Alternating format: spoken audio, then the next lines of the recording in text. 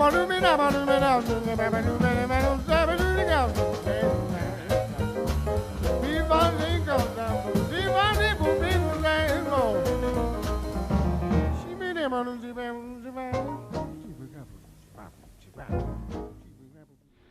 everybody, Michael Davis here. Welcome to Bone2Pick.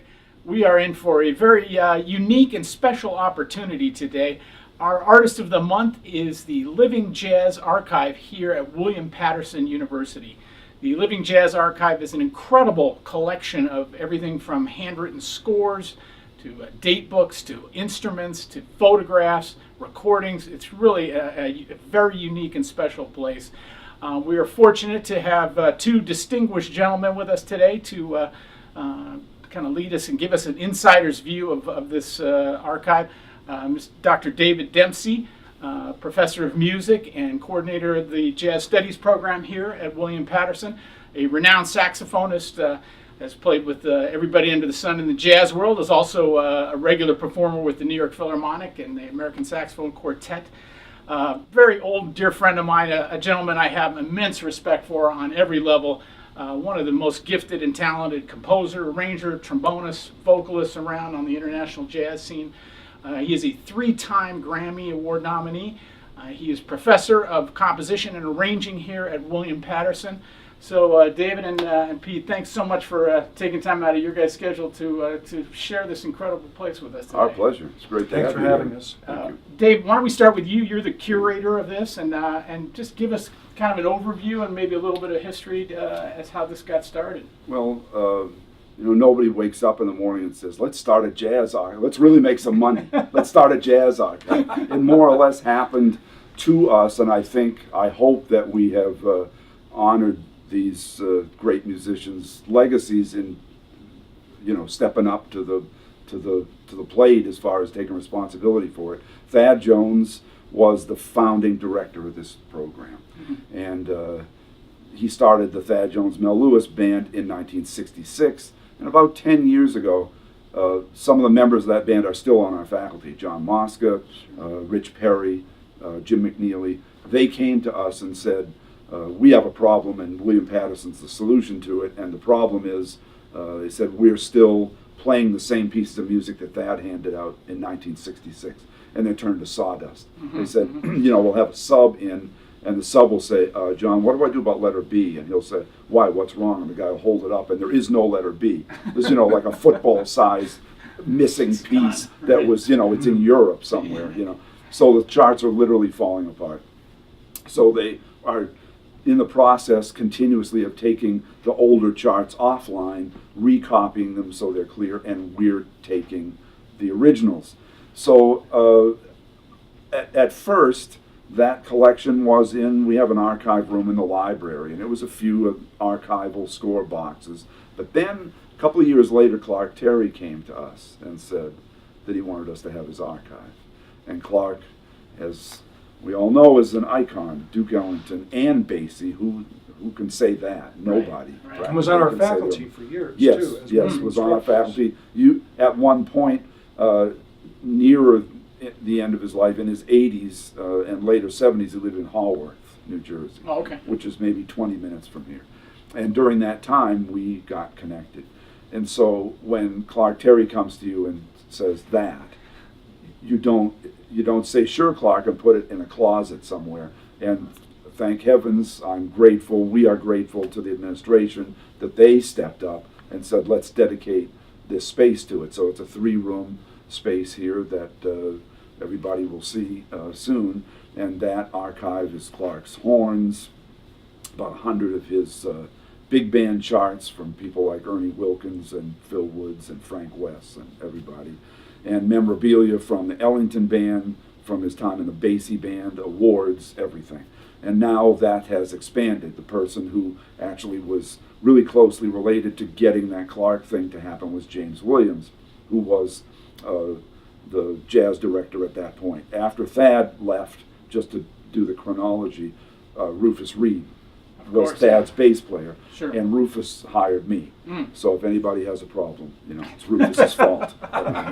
And he was a real mentor, is still a mentor to me. He was here for 20 years, and he and my predecessor, Marty Criven, really were the people who put the program on the map. Internationally, nationally. They were the people who brought in people like the saxophonist Bill Evans, who then went with Miles, Carl Allen, Eric Alexander, a lot of the, you might say, earlier generation people here who've really who have major careers. They brought them in and the level got super high. Then after Rufus retired to himself be an arranger and composer, now he has kind of a whole new career. It's amazing, right? Yes. It's really... Sure does. He's really on the international scene now as a composer, arranger. I mean, Yeah. We were at the Grammys together, and we were standing in line waiting for our medals. It was kind of cool. It's kind of cool to be here, we said, you know. And I'm standing next to Rufus Reid, you know, but he's already a major iconic jazz figure. But this composing, arranging thing for Rufus, really, you know, later in life, he kind of started writing large ensemble music much later in life, and now he's known equally for that as being a great jazz bass player. So I'm very pleased for him.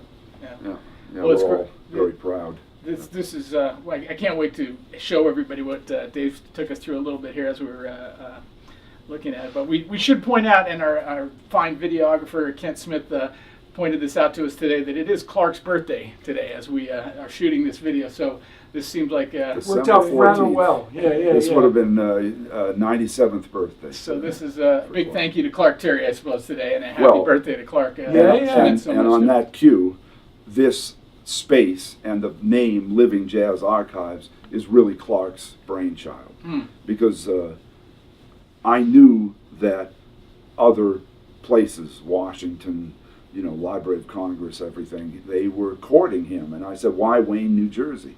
And he said, well, all those places are wonderful, of course, but he said, what I was looking for was someplace that would take just the same archival care of the stuff, but that there could be a copy on the music stands with a sort of a constantly renewing crop of really fine young players. Because he said, my legacy is as much teaching as it is playing. And he said, I want that legacy. He said, we're not talking about, I remember he kind of broke the ice, because you're talking about an archive, you're talking about basically somebody dying. It's like working on somebody's will. You felt like an attorney or something. And he broke that ice by saying, we're not talking about the fact I'm an old guy and going to die. He said, we're talking about 75 years from now, when we're all looking up at the lawn instead of down at it, and nobody knows even, not only is there nobody who knew us, there's not anybody who knew us. In other words, the connection's busted. Yeah. So at that point, what is the legacy?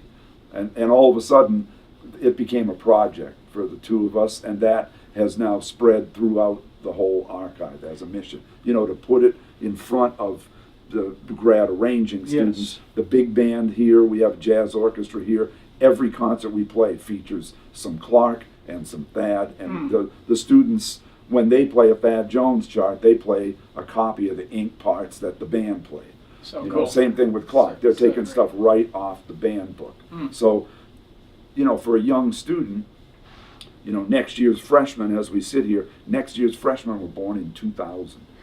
So they don't know any time when there was no internet or anything. So for a lot of young students, you know, these guys are old black and white pictures and a YouTube click. They don't understand that they walked here, that they were people, and that they worked and practiced 8 hours a day just like they should be. It's a great role model. The whole thing is, it's kind of about work ethic and about, you know, the greatest compliment one of our students can say is, you know, they're in here a couple hours and they walk out and they go, wow, I feel like I've been hanging with these guys for a little bit. I really feel close. I feel I understand something about how they worked and how they thought. That's the whole trick. And directly, there's things here that the students study. I mean, very, very specific things. You're going to see Clark Terry's horns in a minute. I mean, occasionally you open up the glass and let a student play on Clark's horns. That's a big deal. I mean, for a trumpet student, that's kind of a, you know, coming to the Holy Grail and playing the instrument. For the arranging students, again, we'll bring the students here for the Thad Jones portion of my graduate lecture class. And we will look at the original scores, the hand scores, which we're going to show you before today is over, of Thad's actual hand. Some of the music from the late 50s. One thing in particular we'd like to show today is his arrangement composition called The Deacon, which was recorded on one of the 5 most famous big band records in history called Chairman of the Board. I mean, you ask anyone who knows about this music and you ask them to say, name 5 important records, that's going to be on everyone's list. And that album featured Frank Foster, Frank West, and Thad Jones as arrangers. So it's a big deal. It's like looking at the Dead Sea Scrolls when you look at the paper with the pencil and you look at Thad's hand, not just for the voicings we study and all that stuff, but you just see the meticulousness and the care he put into his work. And that alone tells the student something. Yeah. I should be thoughtful and careful about my work and be excellent at all times, just like Thad does. And for a lot of students, they hold the score in their hands and they say, so what is this? And I will say, well, it's Thad's right. Yeah, I know, but who wrote this? And I said, Thad Jones. And all of a sudden, it's kind of like, boom, their head kind of goes, oh my God. Yeah. You know, that whole process is almost a lost art.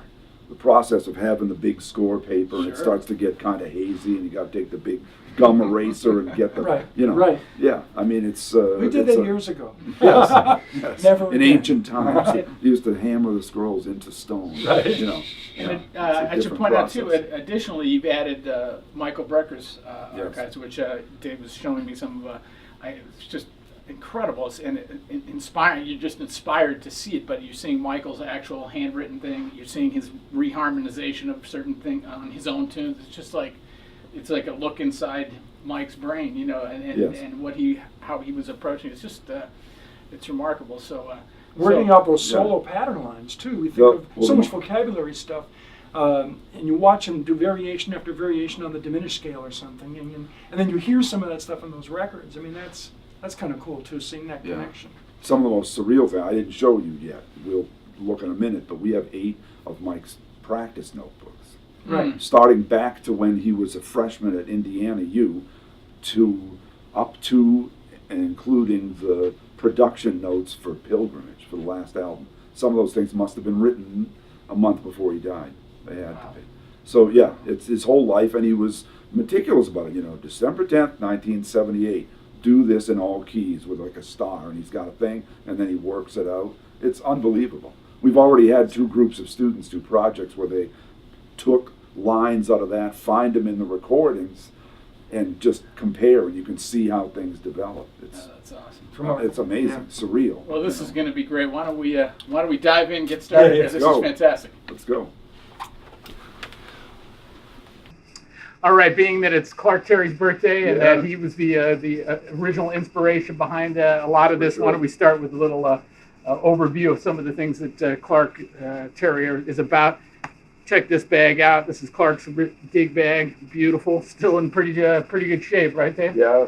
This was green with fungus, and Gwen and I went on the internet. You know, like how do you get green stuff off a snake skin? You know, it's funny. The first thing is make sure the snake is not alive at the time. So yeah, so we kind of rejuvenated it, and there it is. This down here is actually Miles' gig bag.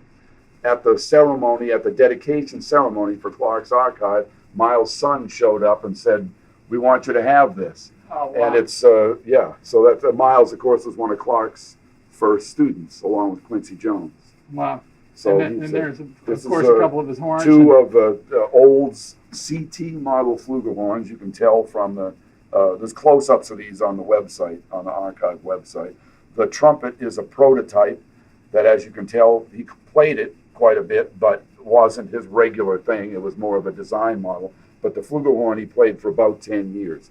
And it's gold-plated, but it's been, you can probably tell from the close-up, it's kind of been customized. Different joints and different stuff got added and changed. So we have a whole, one whole box full of photos of him playing with this. Magazine covers, album covers. One of Clark's pipes, had a whole collection of meerschaum pipes. Some famous, iconic photos of Clark with those.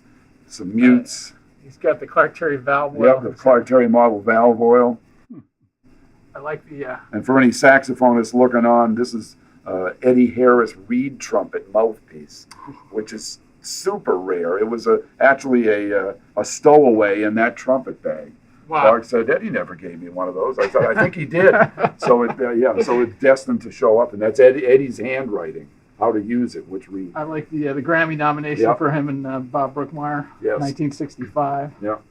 Very cool. And Clark, I asked Clark about, putting a plunger mute in there. He said, "Really? You really want to put a toilet plunger in?" I said, "That was one of your main weapons." He said, Yeah. "Okay, then you got to take one of the blue ones and I'll autograph it." So he did. That's cool. Let's take a look at some music from Clark. Okay. What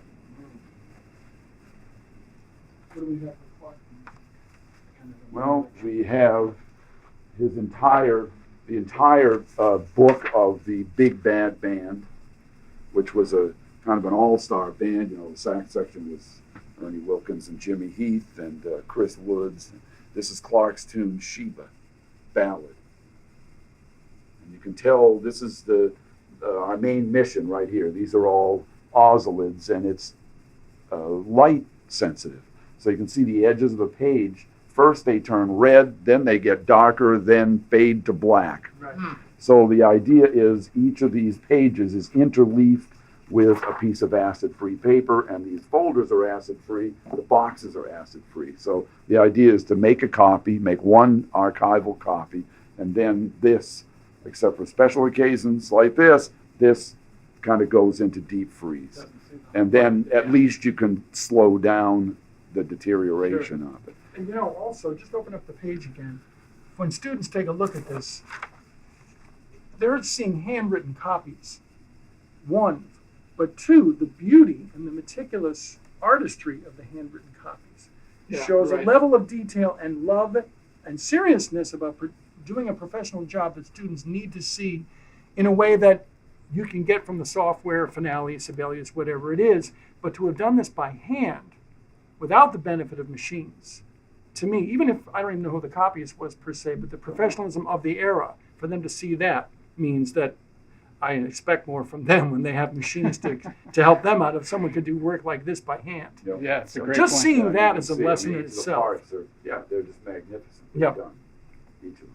There was an art to this. Super. Dave, what do you got in here? I see some Then more, these are, so this is Clark's big band life. This is a whole folder of his small group tunes. And this is Clark's handwriting. And this great feature, as you scroll down, this is his tune Staying Over. But if you look at the bottom, he must have written it while he was in Duke's band, because that's a sheet of actual Duke Ellington manuscript paper. It's Passantino, but then Duke had special sheets that had his signature at the bottom. Wow. So yeah. Incredible. And so there's about 80 of these tunes, and we split them. Clark and Glenn kept half of them to give to people. To some, I think, are going to be sold, and we took half of them. So we have half scans and half the real deal. Oh, wow. That's awesome. Yeah. Okay, this is the piece de resistance here. I just can't even believe this. I love it. Well, fortunately, Clark had 10 years of date books, most of them during the 60s, when he was really at the center of the American music heart in New York. Doing everything 3 recording imaginable. sessions a day, Right. a member of the Tonight Show band. It should be noted that he was the first African American on regular nightly TV. For current students, I always try to make the analogy that, back then Clark was Questlove. He was the guy often that the camera panned to when Johnny Carson made a joke or said something about the band. Clark would be the guy who was featured a lot of times. So that's where, Mumbles, his sort of alter ego. They still do every once in a while the Stump the Band deal on TV, where some audience member says, do you know a tune called, it's some Girl Scout tune from 1950. Who would know this? And it was Clark's job to put his hand up and say, oh, sure, I know that. And he would make up some incoherent blues that sort of wove that title in and also had some kind of political content often, So in that way, he was kind of the first rapper. He actually had a date that never happened to be on a Snoop Dogg record. Oh, wow. Snoop Dogg was in Arkansas. They actually met. Quincy Jones brought them together. And it unfortunately never happened. But Quincy's point to Snoop was, if you're going to be the godfather of rap, you have to know where you came from. And Clark was one of the first rappers. So Yeah. That's awesome. Yeah. And this was his date book. This is this is the DE page. How So do you- it's hilarious, really. That's my favorite You thing. know you've achieved some success when the first 4 entries are Duke, Dizzy, Kenny Dorm, Miles Davis.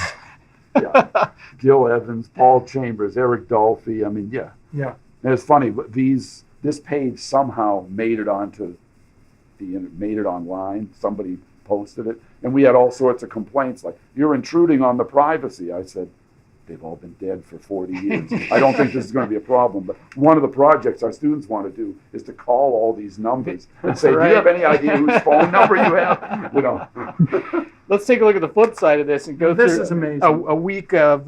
This could of be being- of any being given Clark week in Terry. 1960. Any Yeah, given there's week. probably 20 weeks like this. Take but us through this that, is Dave. the final week of 1960, and you can see on Monday and Wednesday he was the contractor for the Ray Charles record, Genius plus Soul equals Jazz, and he actually contracted the whole Basie band. But because Count didn't play, of course, because it was a Ray Charles record, Ray was playing piano, they aren't billed as that. But if you look at the lineup, it's the 1960-61 Basie band. So that's Monday and Wednesday. He's on a Blue Mitchell record on December 27th, and I'm blanking on the name, but if anybody has good discographical skills, they can figure it out. And then on Thursday, he's on the Cannonball Adderley record. I think that's called African Waltz.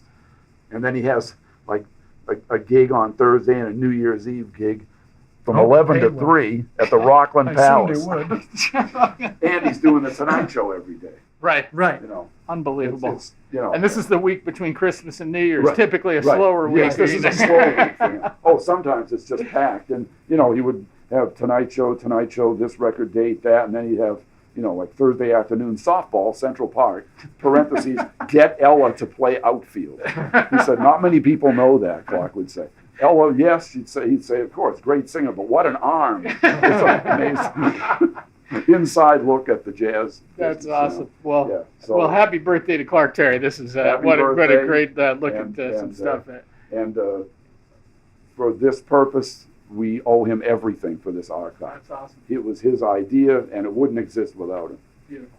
All right, let's take a look at some Thad artifacts. Yeah. And another part of the Living Jazz Archives is this amazing collection of LPs. And before we move on to Thad, Dave, show us some of the incredible early stuff Well, from Clark. these are all Clark's LPs that he donated, and this group is a group of Clark's LPs that he should have had, but he probably gave it away. So thank you, eBay, for filling that collection in. This is what ended up being the releases of Clark's first recording session. They're on V discs, which were LPs issued 78 RPM, issued by the government for the troops, started during World War II. You know, and oftentimes you'd have, you know, the current quote-unquote rock stars, Frank Sinatra saying, hello, boys, we're behind you, and here's a couple of tunes for you. It was almost like a letter to them, you know. And Clark did Billy's Bounce about 8 months after Bird recorded it, about 40 points slower, interesting, kind of like a groove tempo. And this is something he calls phalanges, like the finger bones. And it's a finger twister head that he did. And Clark's ear, we have a recording of Clark singing this tune, and somebody brought it up to him, and he sings it, and he's in exactly the same key and the same tempo, and it had to be, what is that, 65 years later? And he hadn't heard it. When he heard this record, it was the first time he'd heard it since he did it. That's an expression on his face that's priceless, you know. Like, yeah, you know, I was 20. Great stuff. All right, well let's forge ahead, and here's we can see it by the labels on the outside. This incredible collection of Thad Jones scores and parts as well. So scores and parts. These are, if you want to pan down here, these bigger. I call them pizza boxes. Sorry, but yeah, they're so very large and expensive historic pizza order.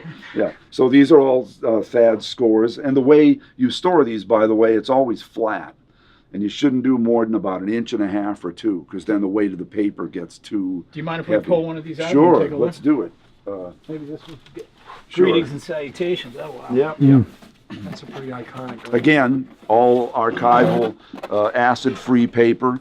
acid-free folder, and this is Thad's arrangement of Love Walked In, never recorded. Oh wait, this might have been for the Basie band. There were a couple of Basie dance albums, you know, Dance along with Basie. yeah, but other ones too, where, you know, Basie had, it felt like on Roulette he had some kind of contract where I'll do one album for me and the band, where we'll feature our guys, Thad and our arrangers. Then we're going to do one for the folks. And so they'd be little 4-minute dance charts. You know, Basie plays for lovers, you know, those things during the 60s. And so Thad would write some of those. Yeah, the thing is also the language of articulation from the 50s and 60s has changed a bit in terms of arranging. These accents may have actually been played short, whereas the vocabulary of how to write a short note has changed a little bit. In terms of modern arranging articulation technique. But again, the meticulousness, the neatness, you know, he was so careful about how he presented the music. You know, and the next score sample, we'll look at some of the actual voicing techniques he used. But it's all right here. I mean, this is, to me, it's like like I said before, the Dead Sea Scrolls, to see actual handwritten scores from the 50s, particularly the older stuff, so we see where Thad started. Because we think of Thad Jones so much about his work in the 60s and 70s. But to see his work with the Count Basie Orchestra, he was already an experienced writer by that point. To see much of that technique brought into the 60s, when actually, we hate to say it, but he got in a little bit of trouble with Basie for writing a little too complicated. Well, there's that whole story about the record that he was going to write for Basie in, I think, 1963. 7 arrangements, which were going to be recorded by the Basie Band. You probably know the story better than I do, but the record didn't happen. And what those arrangements later became was the beginning of the Thad Jones Mel Lewis Jazz Orchestra. Right. Yeah, because during the 60s, late 50s and 60s, there was an album they did with Benny Carter. There was an album they did with Quincy Jones or other sort of guest arrangers, and he wanted to feature Thad. But yeah, it's just too much. Just that spot on the Deacon where he has the rhythm section drop out and the horns play by themselves. Wait a minute, you know, Freddie Green not playing quarter notes. This is against procedure. And that snuck onto the record somehow. But then the stuff that Big Dipper, Little Pixie, some of those things that became the first ones, that was going to be recorded by Basie, and Basie just thought it was too complicated for the vibe of the band, for the repertoire of the band. So they still have that Basie swinging thing. Totally. But they break every possible rule that you could break. With that in mind, why don't we take a look at the score from the Deacon that you guys wanted to describe to us? Sure. Well, one of my favorite records in jazz history is The Chairman of the Board. I think a lot of people feel that way. Years ago, I was asked to participate in a survey of the 5 most important, your 5 personal most famous, important jazz big band records, and I picked 5 of them. Here's a copy of it. This was released in, I believe, 1960. There's the cover of the LP. And when all was said and done, all the arrangers chimed in about their 5 favorite albums. This was universally selected. In fact, Dennis McCrell, who for the longest time has been the drummer and the leader of the Count Basie Orchestra, we were discussing our favorite Basie records. He said invariably, this is the one that's the go-to album if you want to know about the Basie band of particularly the 50s and 60s, maybe of all time, because of the important writing. And the current leader, we're still working with the Basie band. Scotty Barnhart's the leader now, and he said when a new guy comes on the band, they still say, listen to this record. This is what the band sounds like. That's really important to this genre to understand this record. If any of my students have gaps in knowledge, I point them in this direction first, before listening to Marie Schneider or Bob Mintzer or Brooke Meyer or newer writers. I make sure they know something about this. That in mind, then they come to the archive and see this, the Deacon, which is on this recording. And this is Thad's actual hand, pencil score. I don't know what year he composed this because the album was released in 1960. But sometime before that session, he wrote this in the 1950s.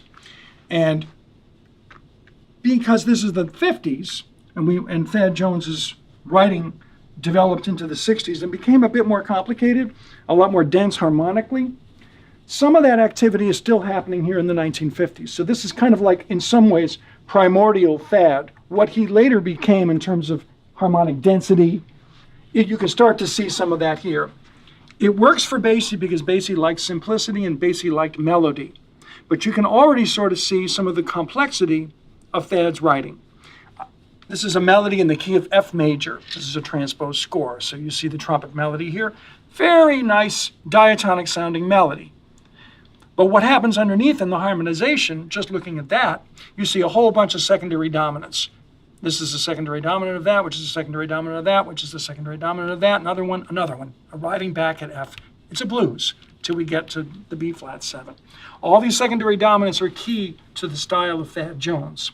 You can already see things like this, chromatic bass lines going down, contrary motion between the unison opening up to the larger voicings. So those things alone are very typical of Thad Jones's arranging style, and this is happening earlier in his career. You can see where it's going. Just these 2 bars alone tell you this is going to be a big part of what makes Thad Jones Thad Jones. He already is an important writer, but then explodes in the 60s as a world-renowned composer, arranger, band leader. All the voicings are here too, and we talk about that in our lectures. And just to see his hand, and also, this is one of my favorite spots, he meant to write another F down here. You see, it's an F7 chord going to a B flat, but he changed his mind. He went F to A to B flat. He wanted a different kind of voice leading. Originally, he was going to do something simpler, and he changes his mind. And that's very cool for students to see. You know, nothing is ingrained in stone, and you may have to lose some things in your writing. Even Thad Jones changed his mind. So it's pretty cool. Great. He was a real master of the cycle of fifths. That's exactly right. So many of his tunes, 3 and 1, Mean What You Say, so many of his historic charts are about the cycle of fifths somehow. Right. Tritone substitutes going around. Lots and lots of harmony, more so than most arranger composers. That's one of the things I think Thad brought to the table as a composer-arranger. Just more harmonic density, chord. But what made it work was the simplicity and diatonic or bluesy, bebop-sounding melody. It's an accessible melody that everybody gets with tons of moving harmony. And the marriage of those 2 things is what makes Thad's music, I'm not going to say accessible, but understandable and enjoyable, definitely. And always swinging like crazy. Always. That's a prerequisite. And I think that may have come from the never Basie changed. tradition, too. Yeah. Mm-hmm. So all of that is present in looking at his actual hand. So well said, Pete. That's great analysis. Fantastic. We could stay on Thad all day, that's for sure. But let's. Why don't we take a look at some of the Michael Brecker artifacts? Fantastic. Okay. Fantastic. Sadly, in I guess it was 2007, we lost 2007. one of the great instrumentalists of all time, Michael Brecker, and I was so inspired to see what you've already done with Mike's music, and that it's existing in this, and for people to see and living on. And Dave, take us through everything. You've got recordings, you've got scores, you've got. I love how you documented the Grammys that went along with those recordings, but take us through what you've done here. Well, it's interesting that this actually quite directly comes via Clark Terry. You wouldn't connect Mike Brecker and Clark Terry, but Randy Brecker was here as a guest with our jazz orchestra. Some of Pete's students wrote charts for him and everything. And Randy said, I really want to see Clark's archive. I heard you have Clark's archive here. And I said, oh, that's great. And Randy says, not many people realize that all of my first gigs when I got to New York from Indiana, and I did a European tour, were via Clark. He said, I owe my whole career getting started to Clark. So he saw Clark's stuff, and I think it made a great impression on him. And he said, I really would love to get Mike's stuff here. This was just a couple of years after Mike had died. It was still very raw. And I said, don't say that unless you mean it. That would be, my God, that would be a game changer, for everybody. And eventually it happened. Randy worked with Mike's wife, Susan, who's very active in cancer research funding. She's a fantastic person.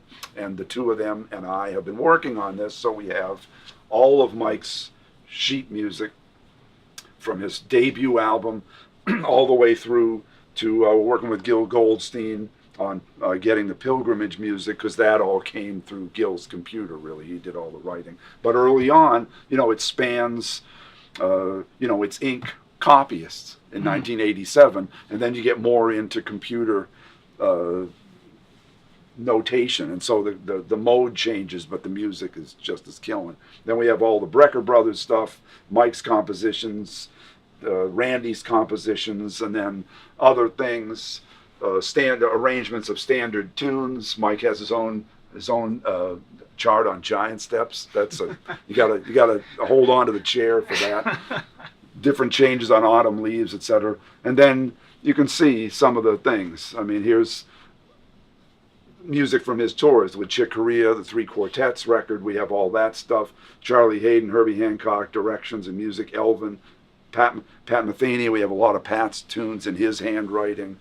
You know, so it crosses over. It's not just Mike. Yeah. You know, it was this wonderful packet. He did. You know, Mike and Randy played with Horace Silver for a while in the 70s, and they did a reunion thing. I think it was called Hard Bop Grand Pop. That's what Horace called it. And there's this beautiful letter to Mike from Horace saying, this is going to be so great. I valued having you guys. Here's the music. So you get that personal stuff from a lot of major artists. That's so cool. And this is about 600 to 700 cassettes, gig cassettes.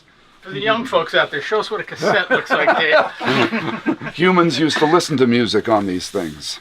Yeah, so this is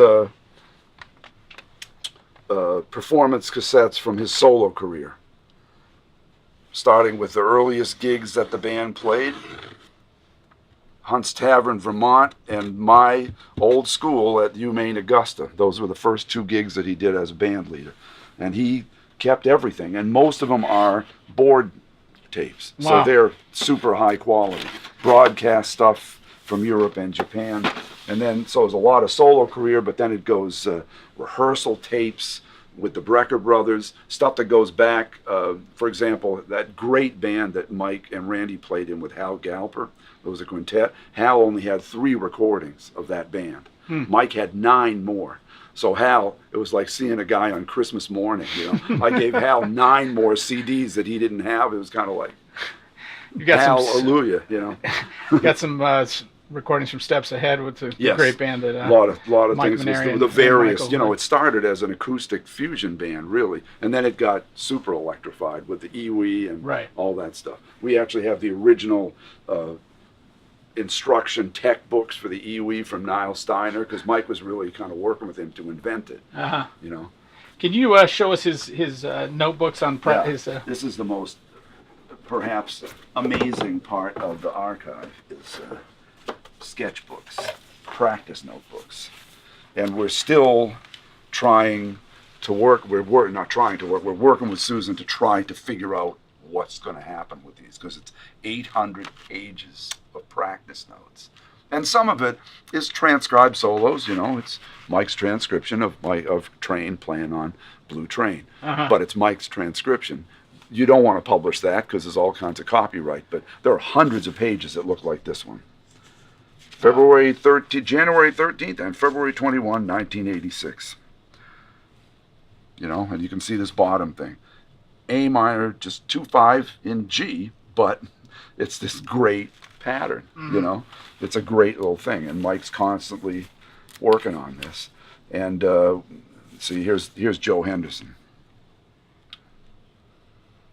on Isotope. And but then he'll take a lick, see, A, then he says MB. So he took something from this and said, okay, now you're going to do that all over the horn. And he has to-do lists. It's surreal. The work it's amazing. ethic is, in addition to the genius talent and the work ethic that goes along with it, right? Yeah. And these are the production notes for his final album. Wow. And it's a little bit of a crossword puzzle because all the titles got changed.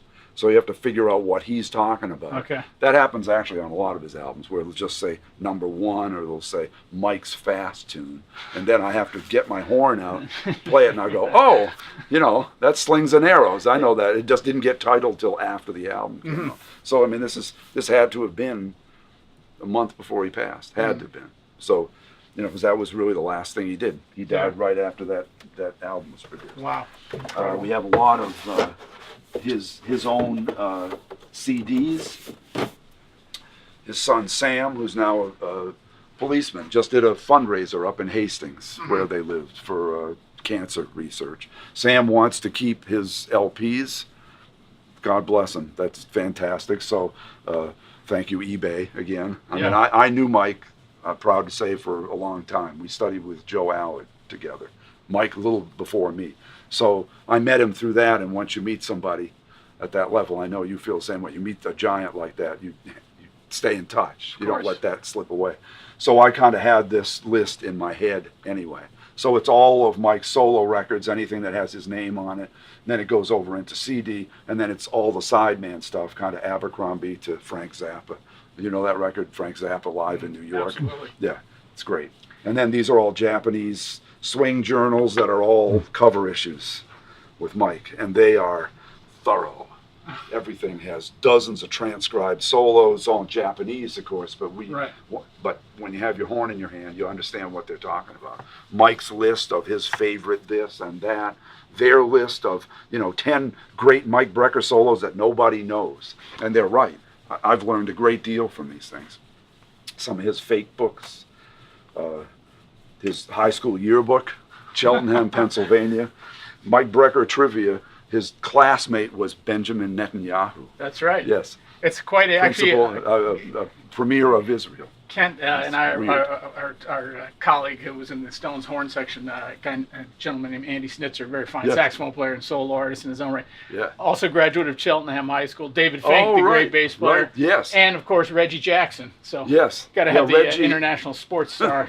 Reggie and Randy were actually on student council together. He said that they were, because Reggie said was real politically active at that time, and he was a class president or something, so he said he did a lot of stuff. Wow. So Reggie's a little older. Mike is, I guess, 4 years younger, I think. Wow. Well, that's Cheltenham High School. There you go. Yep. And over here, I know this is still a work in progress, but it shows some of the, Pete was pointing this out earlier, but you've got, some Bill Holman chart, just an amazing additional stuff that's being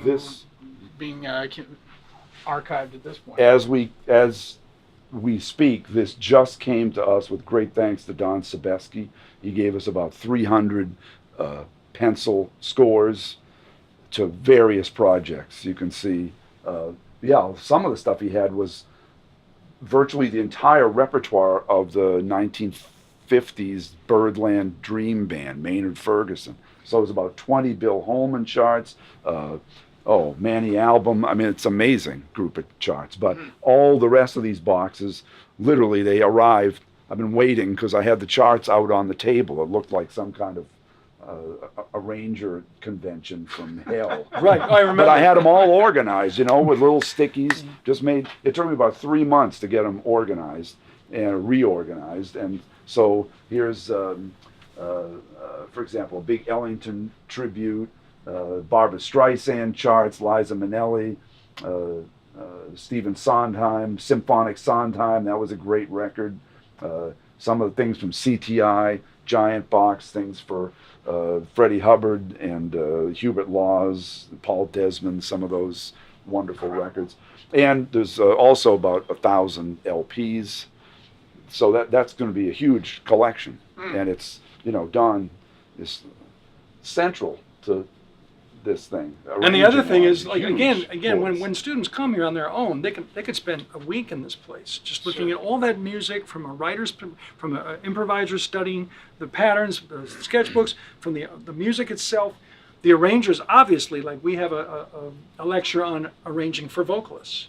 So I show them certain things, but I have yet to do this because these are so new. I would bring them up and I'd say, guess what? Let's look at something that Sebeski wrote for Barbra Streisand. Not too shabby, and kind of high profile too. Yeah. Very professional. I mean, to get to see that again, it's like the Dead Sea Scrolls, like with Thad Jones. This is important stuff too. There's a wide variety of stuff here that students can study. And there's a big connection too. This is the I Remember Bill album, Big Bill Evans tribute. That's a historic album. We have about 90 orchestral charts that he wrote for John and Bucky Pizzarelli. And Bucky was one of the first faculty here. Bucky's kind of the dean of music in Patterson, New Jersey. That city has a history that goes back 150 years. Sure. Italian marching bands, the festival bands and everything. And the Pizzarelli family comes out of that. Yeah. So this is a curious reconnection we're doing with John and Bucky through Sebeski.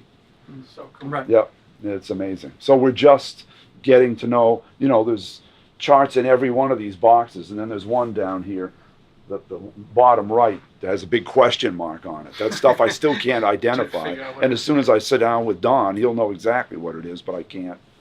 You know, it's page 13 of something, and I can't figure out where it belongs. So prolific. I mean, it's almost like a needle in a haystack to try to figure out what session could that have been? Yeah, I mean, there's what show could that have been? Yeah, there's 310 charts. There's, you know, about 2,000 pages, score pages, orchestral. Some big band with a lot of orchestral scores. So yeah, it was kind of scary this summer. Incredible. Like nobody, don't open the window, nobody sneezes, you know, just to get all this stuff together and to try to figure out where it came from, what this song title. Some of them he'd say for Barbara Streisand on the thing, but sometimes it'd just be the tune, and I'm on the for internet Dave Dempsey.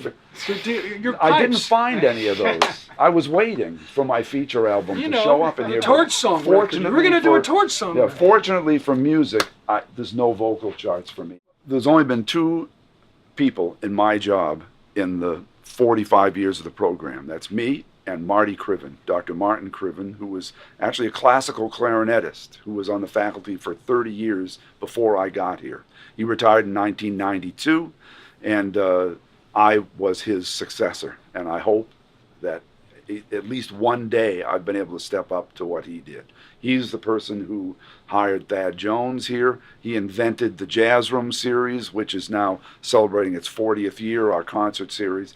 His wife, Joanne Criven, was a jazz photographer. And so this is her photographs. This is a touring show of about 20 beautiful prints. For example, Exhibit A, Bob Brookmeyer. Fantastic picture. And there's 20 photos like that. Behind that is matted photos that are unframed of more concert footage. Over here in the file is unmatted photos, sort of outtakes from that. And the amazing thing about all this is that every one of these thousands of photos was all taken in the same spot. All these artists were standing on our stage for the Jazz Room. So you got, you know, just saxophone, you got Sonny Rollins, Joe Henderson, Phil Woods, Frank West, Charlie Rouse. It just goes on. And so there are actually 2 books of these photos published.